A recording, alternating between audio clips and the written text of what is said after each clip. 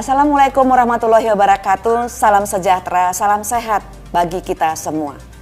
Pengelolaan limbah medis dari fasilitas pelayanan kesehatan masih menjadi permasalahan.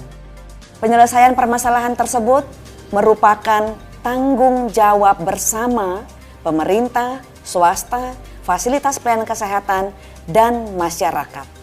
Oleh karena itu, pengelolaan limbah medis harus dilakukan sesuai dengan peraturan. Kami berharap pengelolaan limbah medis dapat dilakukan secara tuntas dengan memaksimalkan peran pemerintah daerah sesuai dengan kewenangannya, sehingga pengelolaan limbah medis dapat diselesaikan di wilayah masing-masing tanpa harus diolah di luar wilayahnya.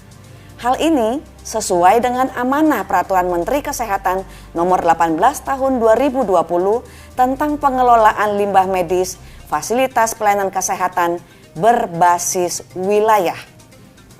Semoga video ini dapat membantu pemahaman kita dalam melakukan pengelolaan limbah medis di fasilitas pelayanan kesehatan. Mari kita bersama-sama peduli untuk melakukan pengelolaan limbah medis dan limbah COVID-19 yang lebih baik. Salam sehat.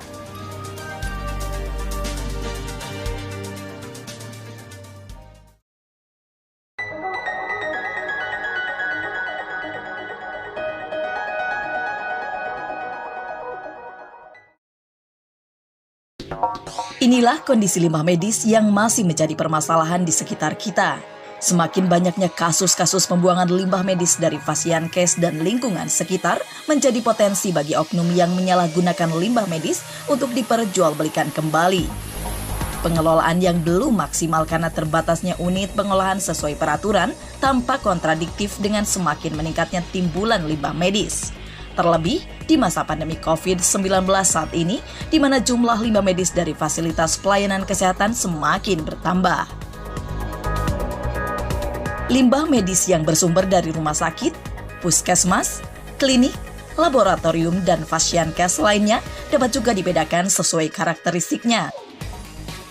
Seperti limbah infeksius, benda tajam, patologis, bahan kimia kadaluarsa, tumpahan atau sisa kemasan, farmasi, sitotoksis, dan lain sebagainya.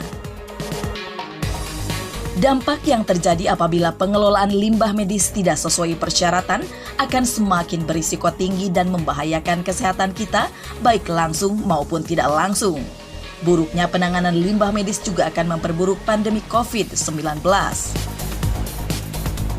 Disinilah pentingnya kita mengetahui 5 tahap pengelolaan limbah medis yang harus diikuti sesuai peraturan, yaitu tahap pengurangan, pemilahan dan pewadahan, penyimpanan sementara, pengangkutan, dan pengolahan. Mari kita simak penjelasannya lebih lanjut.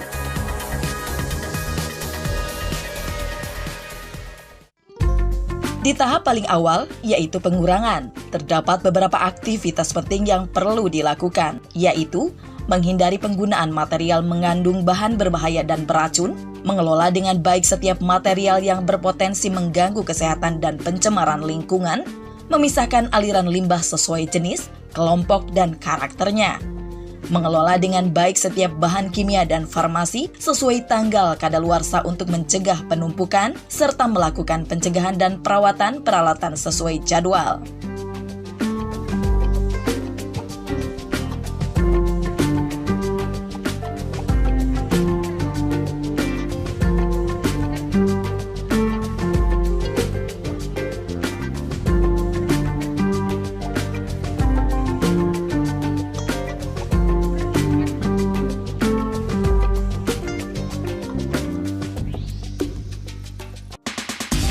Tahap kedua, yaitu pemilahan dan pewadahan. Maksudnya adalah memisahkan jenis limbah medis di wadah berupa kantong plastik sesuai warna. Kemudian, pilah wadah sesuai jenis limbah, lalu ikat kantong plastik dengan benar. Kantong plastik kuning adalah yang perlu diperhatikan, karena merupakan warna khusus untuk limbah infeksius. Namun juga terdapat warna lain untuk jenis limbah lainnya. seperti warna ungu untuk limbah sitotoksis dan warna hitam untuk limbah domestik. Selain itu, dilakukan juga pemilahan pelabot untuk didaur ulang di bank sampah.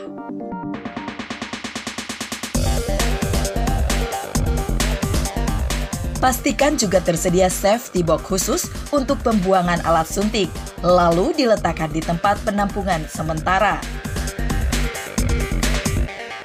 Jadi, pastikan tersedia wadah sesuai jenis limbah di setiap ruangan.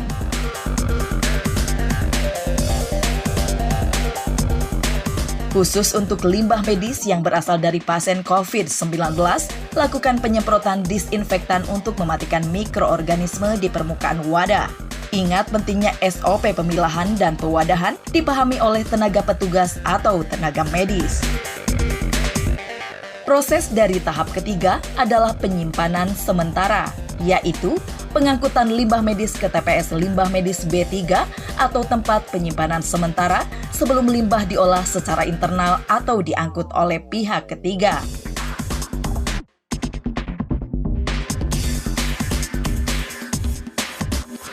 Pengangkutan limbah medis dari ruangan ke TPS Limbah B3 harus menggunakan alat angkut khusus yang tertutup serta melalui jalur khusus.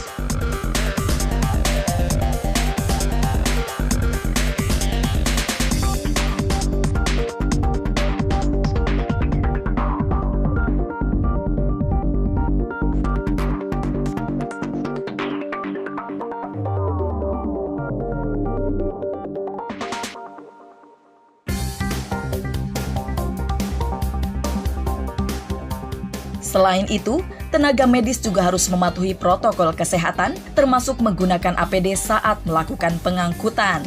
Ingatlah untuk selalu disiplin dan teratur dalam pencatatan timbulan atau volume limbah medis seperti logbook, manifest, atau manifest elektronik.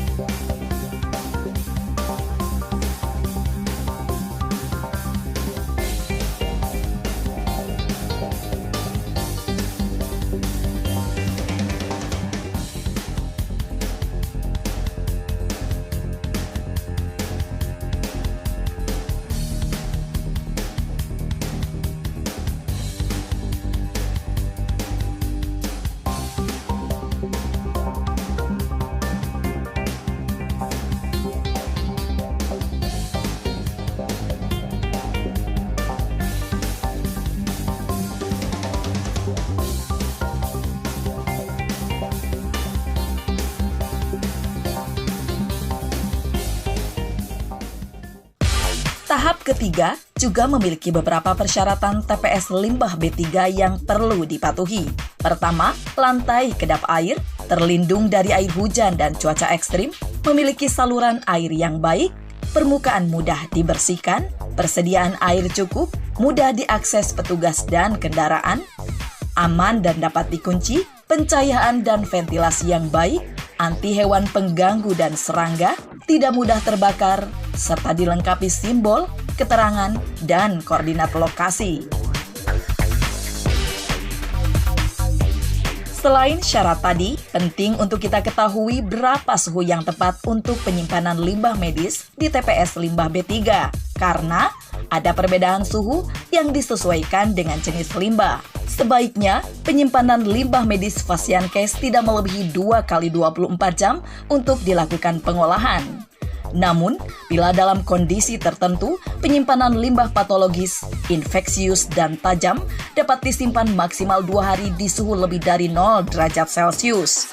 atau maksimal 3 bulan pada suhu kurang dari 0 derajat Celcius.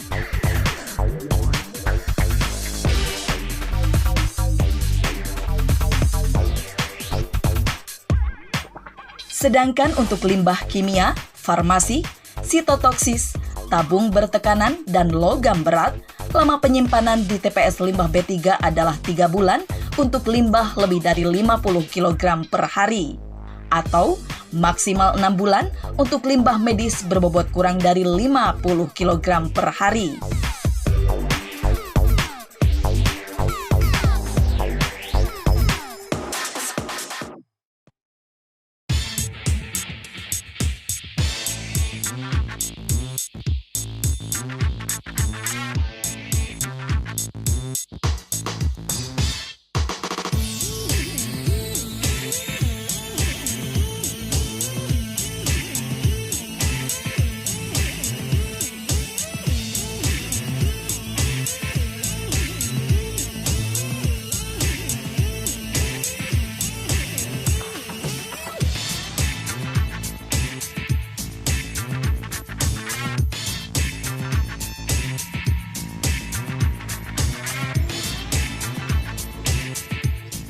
Untuk tahap keempat, secara proses terbagi dua, karena pengangkutan ada yang dilakukan di area internal dan eksternal.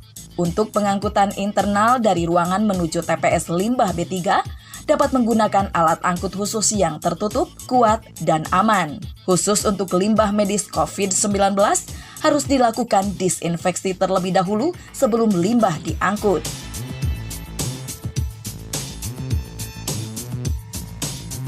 Tahap keempat berikutnya adalah pengangkutan eksternal, di mana limbah medis akan diangkut dengan menggunakan alat angkut roda 4 atau roda 3. Karena tidak semua Fasiankes mempunyai fasilitas pengolahan limbah medis, maka Fasiankes akan menyerahkan urusan limbah medis ke pihak ketiga yang sudah berizin. Penggunaan alat angkut roda 4 harus memiliki izin dari Kementerian Perhubungan, sedangkan untuk roda 3 cukup dari kabupaten atau kota. Untuk memfasilitasi limbah medis dari Fasiankes di wilayah kabupaten kota, pemerintah daerah dapat membangun depo atau depo transit sebelum limbah medis diangkut untuk diolah oleh pihak ketiga.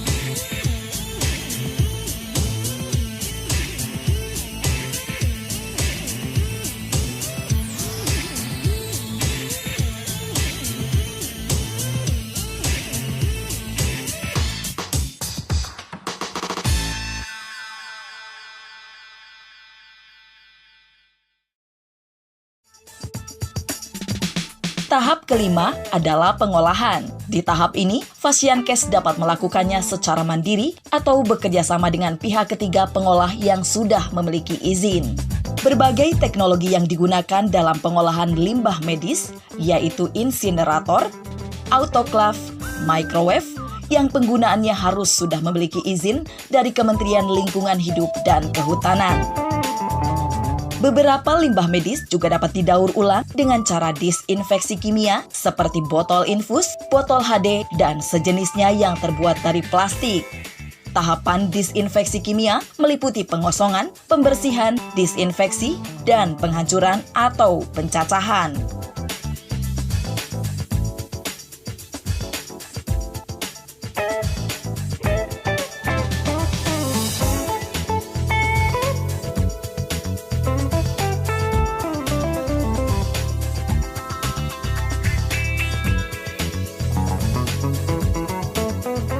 Selain mentaati 5 tahap pengelolaan limbah medis, tim medis yang bertugas juga harus rutin melakukan pencatatan laporan melalui logbook, manifest, atau melalui sistem online.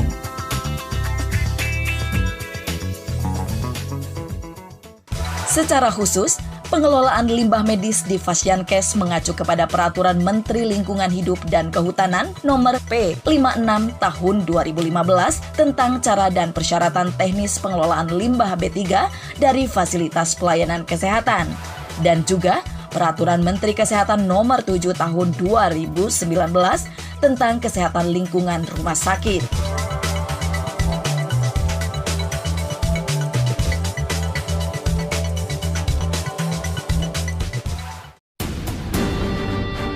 Ingatlah selalu bahwa kami ada untuk saling mendukung Indonesia menjadi lebih baik.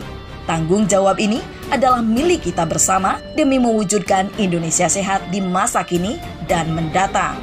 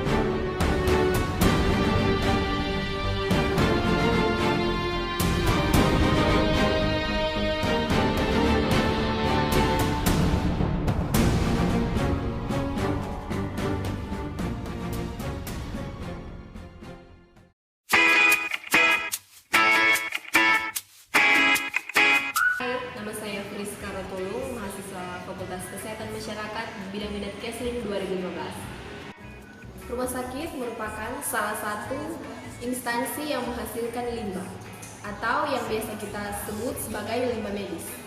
Nah, limbah medis ini dapat menimbulkan penyakit dan pencemaran yang perlu perhatian khusus. Pada saat ini saya akan menjelaskan tentang pengolahan limbah medis menggunakan metode insinerator. Limbah yang akan dibakar dimasukkan ke dalam primary chamber melalui main door. Di dalam main chamber, sampah dibakar menggunakan primary burner.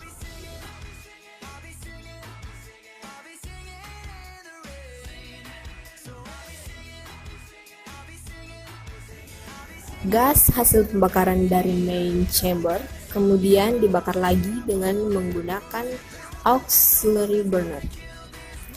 Kemudian gas yang dihasilkan dari auxiliary chamber tidak langsung dilepas ke udara bebas, harus diproses dulu dengan alat yang dinamakan wet scrubber, barulah dilepas ke udara bebas. Wet scrubber pada prinsipnya merupakan air yang dipercikan dan gas hasil pembakaran tadi dilewatkan di bawahnya. Teman-teman sudah tahu kan bagaimana cara pengolahan limbah medis menggunakan metode insinerator. Semoga materi yang saya sudah berikan tadi bermanfaat untuk kita semua. Terima kasih.